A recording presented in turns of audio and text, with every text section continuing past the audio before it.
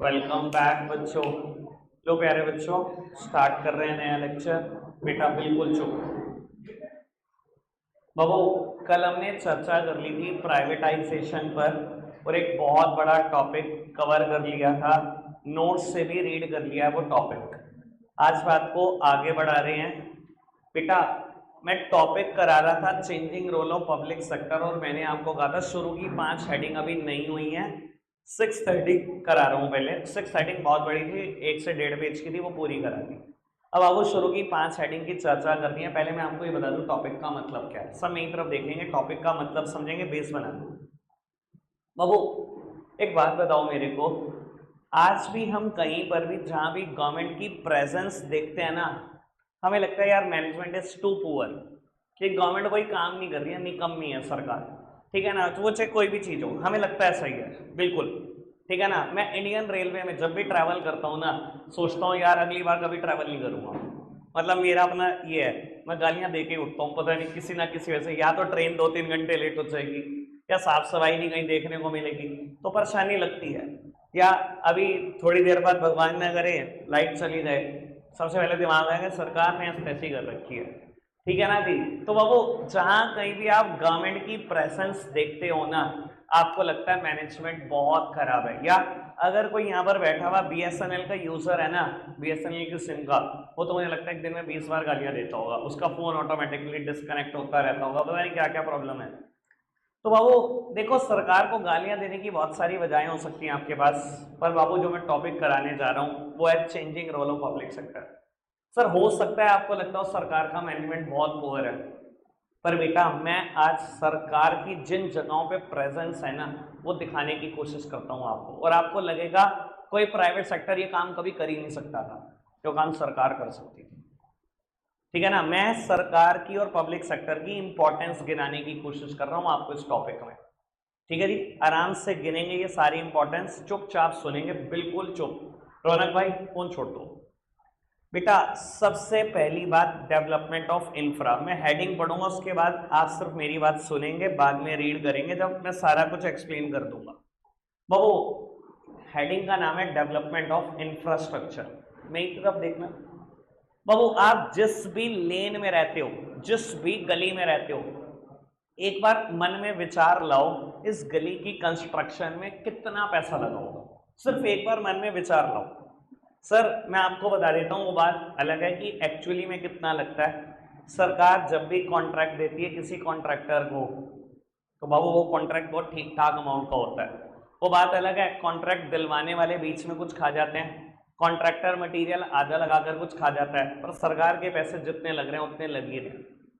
ठीक है ना बाबू, ज्यादातर गलियां चाहे मीडियम साइज की हो, मैं एक एवरेज लगा देता हूं, एक गली पर 50 लाख रुपए की कॉस्ट है, अगर वो एवरेज साइज की गली है।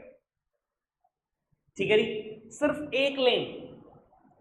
सर, थिंक अबाउट दैट कि आप जितने अपने घर से जितने गली मोहल्ले पार करके आ रहे हो मेरे पास ट्यूशन पढ़ने, कितनी गलियां होंगी और सरकार की क्या कॉस्ट होगी। ये सिर्फ गलियों की बात सोचो भी आप। अगर आपने एक फिगर एज्यूम कर भी ली है, तो बेटा आप ये सोच के देखो सहारनपुर में ऐसी कितनी गलियां और है। सिर्फ सहारनपुर सोच लो, और अगर आपको लगता है आप एक एक्स अमाउंट एज्यूम कर चुके हो, तो सोच कर देख लो बेटा, पूरे इंडिया भर में 540 डिस्ट्रिक्ट हैं, डिस्ट्रिक्ट में कितने गांव हैं, सोच कर देखो। और अगर आपको लगता है मैंने अभी भी एक फिगर सोच लिया है, तो सिर्फ हाईवे सोच कर देख लो 10-15, बस अभी 10-15 ही सोच लो, और सोच कर देखो उसके बाद रेलवे स्टेशंस, और उसके बाद सोच कर देखो बेटा और इंफ्रा, बुलेट ट्रेन्स, और बेटा रेलवे की जितनी भी प्रॉपर्टीज है, ब्ला ब्ला ब्ला ब्ला ब्ला। सर, क्या जिंदगी लगाकर भी सारे प्राइवेट सेक्टर भी ये काम कर सकते हैं? सर, अगर आपको लगता है ना रिलायंस से काम कर सकती है, रिलायंस सिर्फ 15 लाख करोड़ की कंपनी है, सिर्फ 15 लाख करोड़, एक शहर भी नहीं बना सकती, एक शहर भी नहीं, एक शहर भी नहीं बनता 15 लाख करोड़ में। ठीक है ना, गरीब आदमी है वो बेचारा। ठीक है ना, सरकार के सामने अच्छा अच्छा इंसान गरीब है। बाबू, हम जितनी मर्जी सरकार को गालियां दे दें, but we can't ignore this role of government of India. बेटा इतना बड़ा इंफ्रा डेवलप करना, इतने सारे पोर्ट्स, एयरपोर्ट्स डेवलप करना किसी भी प्राइवेट सेक्टर के बस की बात नहीं है। इतने सारे रेलवे स्टेशन कोई और डेवलप नहीं कर सकता आपके लिए। मानते हो बेटा इस चीज को? क्लियर हुआ सरकार का रोल? समझ में आई सरकार की इंपॉर्टेंस? आगे बढ़ाते हैं बेटा बात को। बाबू सेकंड हेडिंग लिखी हुई है रीजनल बैलेंसेस। प्लीज मेरी तरफ देखते रहना, मेरे एग्जाम्पल रिटेन रखोगे तो टॉपिक 1 मिनट में लिख पाओगे, पढ़ने की भी जरूरत नहीं। बाबू second heading is regional balances. बाबू देखो, हम प्राइवेट सेक्टर, हम पता है क्या करते हैं, रीजन वाइज इम्बैलेंस हम ही क्रिएट करते हैं। बाबू मेट्रो सिटीज देखो एक के बाद एक तरक्की करती चली जा रही है, 24-24 घंटे मेट्रोस खुलने लगे हैं। बाबू शहर एक के बाद एक तरक्की करते जा रहे हैं, पर गांव और पिछड़ते चले जा रहे हैं, जितने पिछड़े हुए थे उससे ज्यादा पिछड़ रहे हैं। आपको पता है सबके पीछे जिम्मेदार कौन है? हम लोग, प्राइवेट सेक्टर।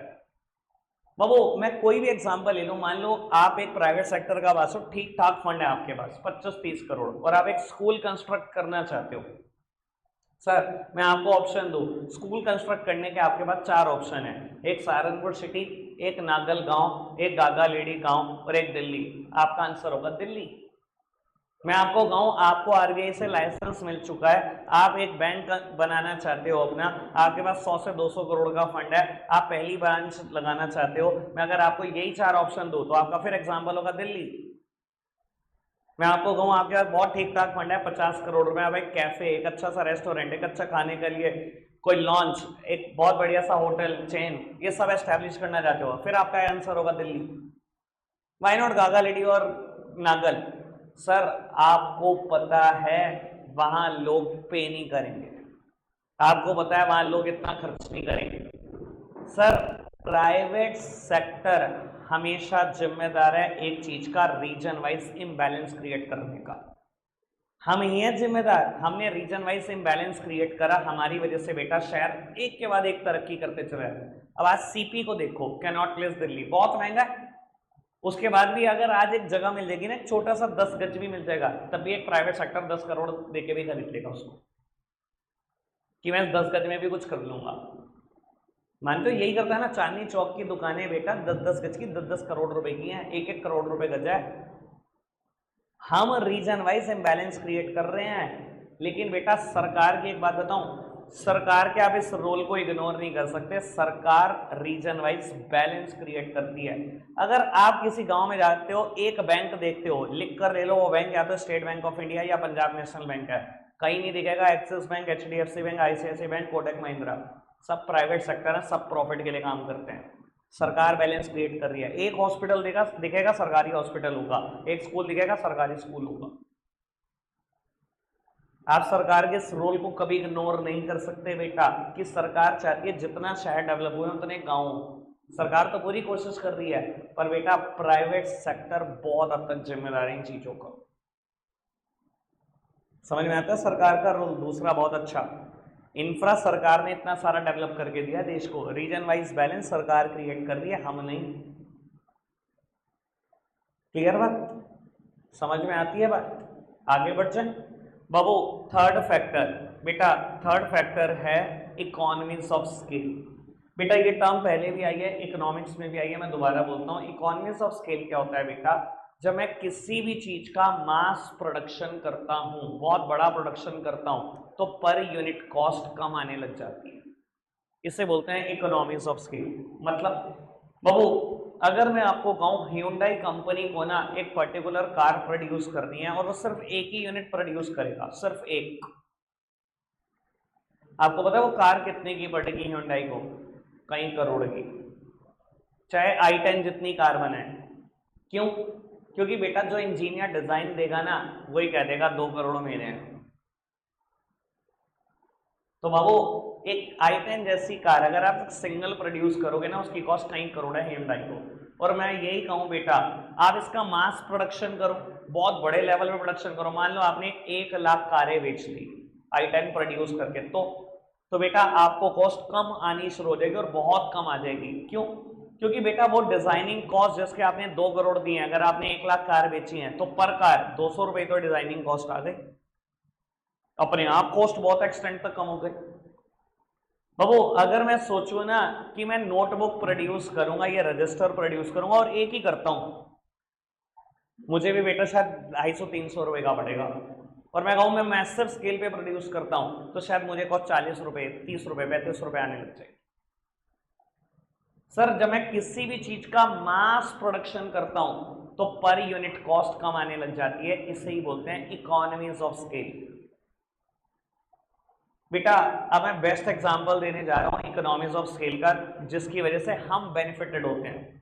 सर कई बार आपने सुना है अभी देश में, कई बार मतलब बॉम्बे में आपने बात सुनी होगी, मुंबई में, कि प्राइवेट हो रही है इलेक्ट्रिसिटी, कि अब रिलायंस अपनी इलेक्ट्रिसिटी प्रोड्यूस करेगा बेचेगा, टाटा अपनी इलेक्ट्रिसिटी प्रोड्यूस करेगा बेचेगा। एक बात बताऊं, जब मर्जी खरीद लेना उनसे, बहुत महंगी पड़ेगी, वॉट लग जाएगी आपकी। क्यों, ऐसा क्यों कह रहा हूं मैं? बेटा वो कितना प्रोड्यूस करेंगे सिर्फ एक सिटी के लिए, सिर्फ एक डिस्ट्रिक्ट के लिए, सिर्फ मुंबई के लिए। जब आप इतना कम प्रोडक्शन करोगे तो महंगाई तो बढ़ेगा। सर और सरकार क्या करती है, हमारी गवर्नमेंट ऑफ इंडिया पूरे देश के लिए, प्लीज सामने देखो, पूरे देश के लिए प्रोडक्शन करती है इलेक्ट्रिसिटी का। अब होता है सेंट्रल गवर्नमेंट का काम क्या है, पूरे देश के लिए इलेक्ट्रिसिटी प्रोड्यूस करना, फिर वो इलेक्ट्रिसिटी बेचते हैं स्टेट इलेक्ट्रिसिटी बोर्ड को। ठीक है ना, आपने, मुझे लगता है आप शायद इतने बड़े हो कि आपके पेरेंट्स आपको कहते होंगे कि आप बिजली का बिल पे कर दो, और जब आप पे करते होंगे ना, पहले आप पे करते थे इसको, है ना, अब शायद नाम बदल गया, पश्चिमांचल करके कुछ नाम है, PVBCL है शायद। सर ये कुछ और नहीं, ये स्टेट इलेक्ट्रिसिटी बोर्ड है। सेंट्रल गवर्नमेंट इलेक्ट्रिसिटी प्रोड्यूस करके स्टेट इलेक्ट्रिसिटी बोर्ड को बेचता है, स्टेट इलेक्ट्रिसिटी बोर्ड आपको बेचता है, और आप स्टेट इलेक्ट्रिसिटी बोर्ड को ही पैसा देते हो। अब मैं आपको यही बताने की कोशिश कर रहा हूं, अगर सेंट्रल गवर्नमेंट पूरे देश के लिए बिजली प्रोड्यूस करता है, इतने मैसिव स्केल पे प्रोडक्शन करता है, तो पर यूनिट कॉस्ट कम नहीं पड़ती? पड़ती होगी ना पर यूनिट कॉस्ट कम, और उसका फायदा सरकार आपको देती है। आपको पता है आपके घरों में जो बिजली सप्लाई होती है कितने रुपए यूनिट है? 8 रुपए पर यूनिट है। जिस दिन भी आप रिलायंस और टाटा की बिजली खरीदोगे ना, लिख के ले लेना, 15 रुपए यूनिट में खरीदोगे, लिख के ले लो, डबल खरीदोगे, डबल महंगा। तो अब ये सरकार का हमें तीसरा बेनिफिट है जो सरकार हमें देती है। और इसी के साथ में एक और एग्जांपल दे देता हूं बाबू, अगर मान लो रिलायंस हमें पेट्रोल बेचने लगे थोड़ा सा क्रूड ऑयल इंपोर्ट करके, सर सच बता रहा हूं महंगा ही पड़ेगा, महंगा ही पड़ेगा। सरकार पूरे देश के लिए क्रूड ऑयल इंपोर्ट करती है, पूरे देश के लिए, तो हमें पेट्रोल जाके थोड़ा सा सस्ता पड़ता है। अगर एक ऑर्गेनाइजेशन ये काम करने लगेगी महंगा पड़ेगा। और आपकी नॉलेज के लिए बता देता हूं, सरकार क्रूड ऑयल इंपोर्ट करती है, रिलायंस भी सरकार से खरीदता है, फिर अपनी रिफाइनरीज में, रिलायंस रिफाइनरी है वहां पर रिफाइन करके जियो के नाम से पेट्रोल बेच रहा है।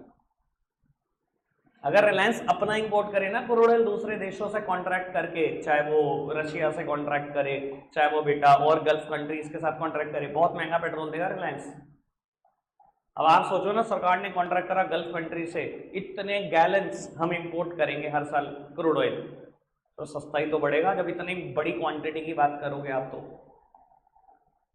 तो सर जब भी मैं किसी चीज का मैसिव प्रोडक्शन करता हूं तो पर यूनिट कॉस्ट कम आने लगती है, जिसको हम इकोनॉमीज ऑफ स्केल बोलते हैं। ये सरकार हमें बेनिफिट देती है इकोनॉमीज ऑफ स्केल का। क्लियर हुई बात? 3 बातें मैंने बोली अभी तक। इंफ्रा की बात करी जिसमें मैंने गली मोहल्ले से एग्जाम्पल शुरू करके highway, ports, airports, railway station तक गया। बात समझ आई पक्का से? फिर मैंने अभी इकोनॉमीज ऑफ स्केल की बात बोली, ये बात समझ में आई? आप सोच लेना कभी भी क्रूड ऑयल की बात, इलेक्ट्रिसिटी जनरेशन की बात एग्जाम्पल के तौर पर। फिर मैंने एक बीच में बात बोली थी रीजन वाइज बैलेंस क्रिएट करना, कि प्राइवेट सेक्टर को स्कूल बनाना हो, कैफे बनाना हो, हॉस्पिटल बनाना हो, ये सब आप सोचोगे मेट्रो सिटीज।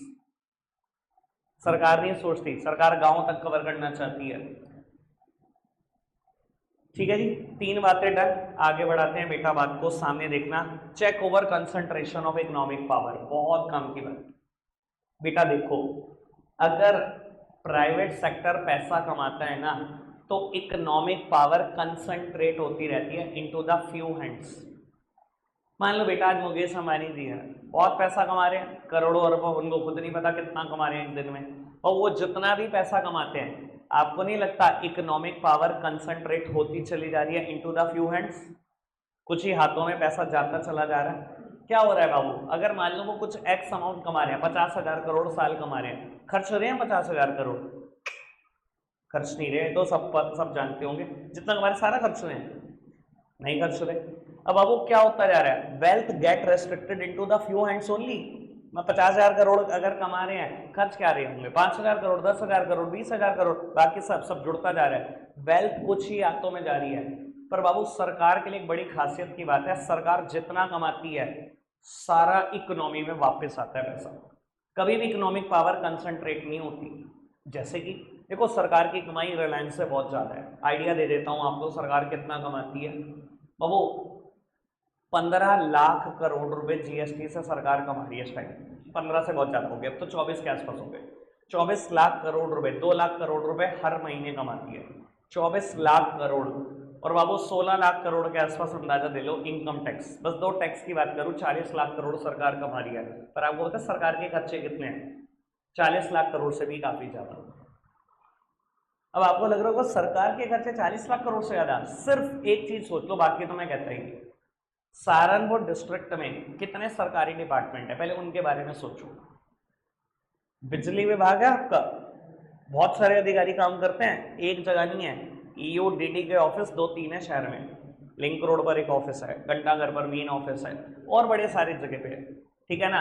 और कुछ तो जगह पे आपने सिर्फ बिजली के बिल जमा करने के लिए भी ऑफिस खोल रखे हैं, जैसे कि रमेश के में डेरा बाबा उत्तम दास वाली गली में, और ऐसे ऐसे छोटे छोटे कई जगह खोल रखे हैं, ठीक है। ये बिजली विभाग की बात होगी। सरकारी हॉस्पिटल्स बहुत सारे हैं, जिन्होंने आज तक अभी सरकारी हॉस्पिटल गिने नहीं थे, जिनको शक्लें नहीं पता थी, आधों को तो सिर्फ एक ही पता है जी, बड़ा हॉस्पिटल। भाई साहब उन सबको पता लग गया था कोविड में, जब कोवैक्सीन और कोविशील्ड के लिए हम अलग अलग जगह पे एनरोल कर रहे थे कि कोई और हॉस्पिटल दिख जाए, कोई और, कि आपके डिस्ट्रिक्ट में 36 से ज़्यादा सरकारी हॉस्पिटल है, ठीक है जी। ऐसे सरकारी स्कूल्स की बात कर लो, 20-25 से ज़्यादा है बाबू, सिर्फ सहारनपुर डिस्ट्रिक्ट में। सर इसमें काम कर रहे हैं एम्प्लॉय की सैलरी पता है आपको? एवरेज 40 हज़ार, 50 हज़ार रुपए एवरेज सैलरी है, सिर्फ एक डिस्ट्रिक्ट में। आप सोच के देखो सैलरी का खर्चा सरकार के ऊपर कितना है, और ऐसे कितने डिस्ट्रिक्ट है। सर सरकार के खर्चे बहुत ज्यादा है, 40 लाख करोड़ भी जाते हैं, कंसंट्रेट कोई पैसा नहीं होता, सारा पैसा इकोनॉमी में दोबारा वापस आता है।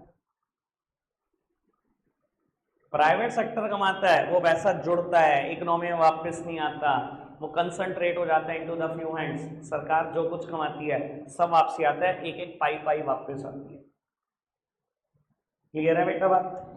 कोई दिक्कत कोई परेशानी तो नहीं? लास्ट हेडिंग बाबू इंपोर्ट सब्सटीट्यूशन।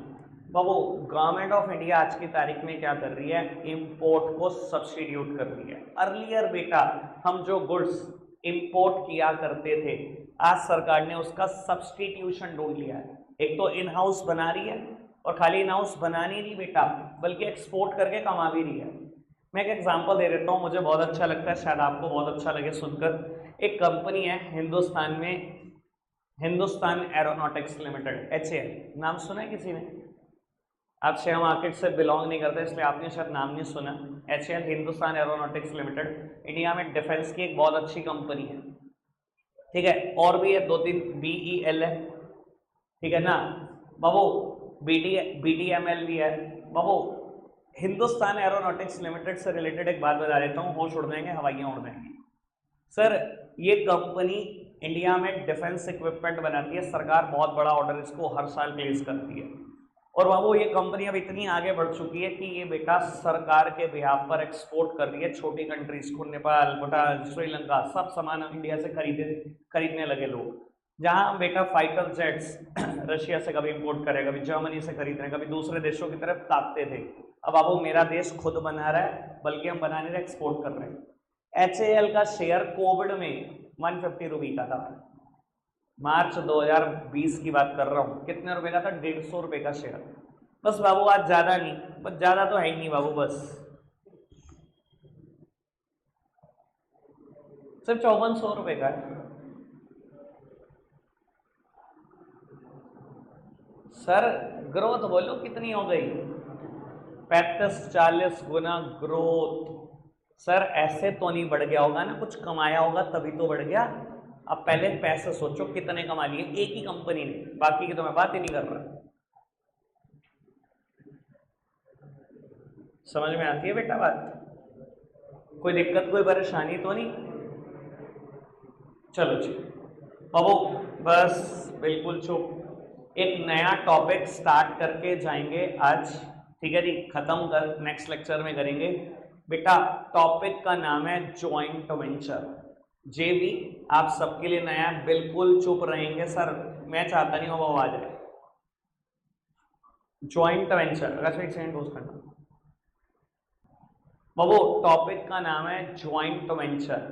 बेटा जॉइंट वेंचर का मतलब क्या होता है? बेटा जॉइंट वेंचर का मतलब होता है partnership between two companies.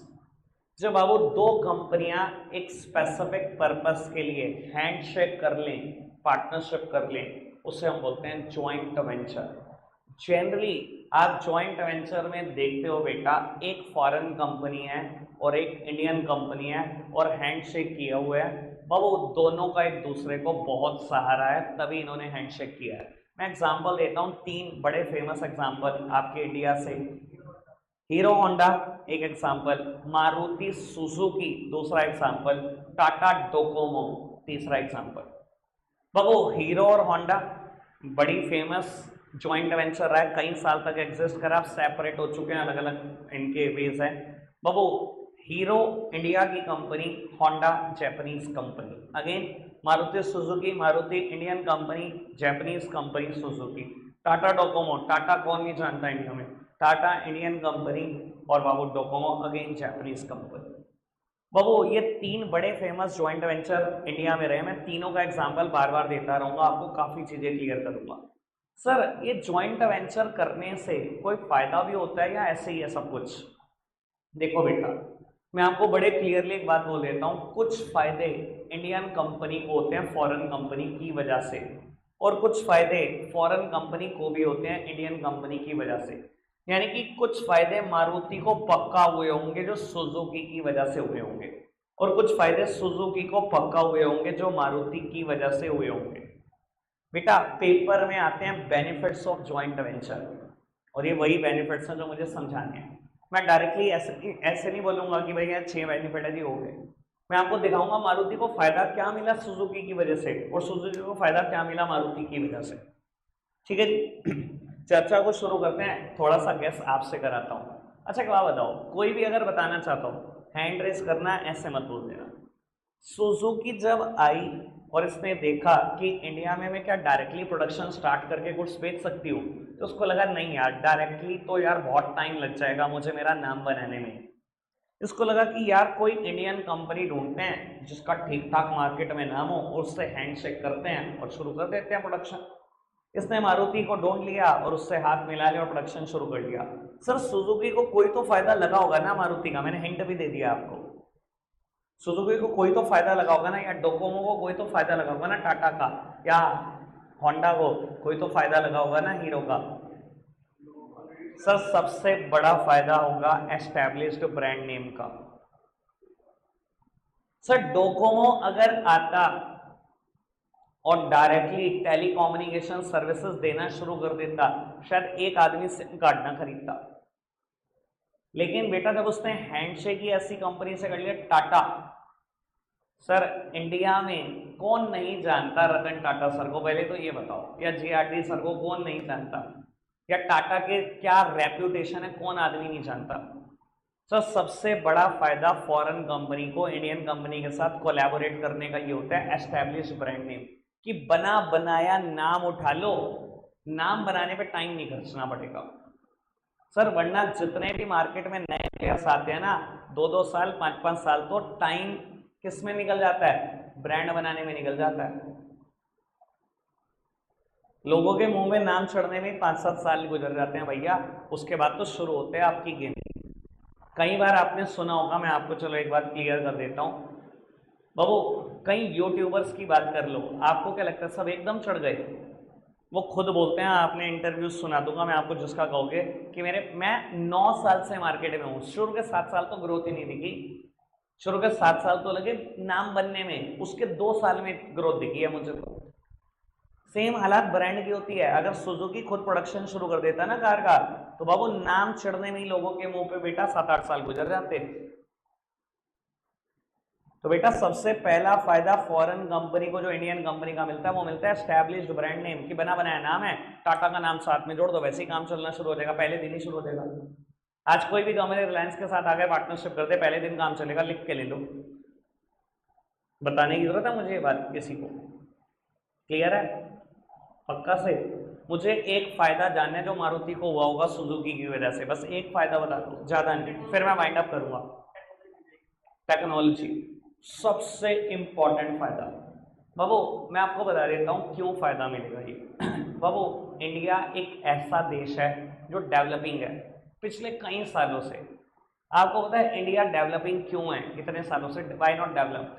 Sir दो इंडिया के पास ऐसी समस्याएं हैं कि सरकार तंग आ चुकी है, एक अनएम्प्लॉयमेंट और दूसरा पॉवर्टी।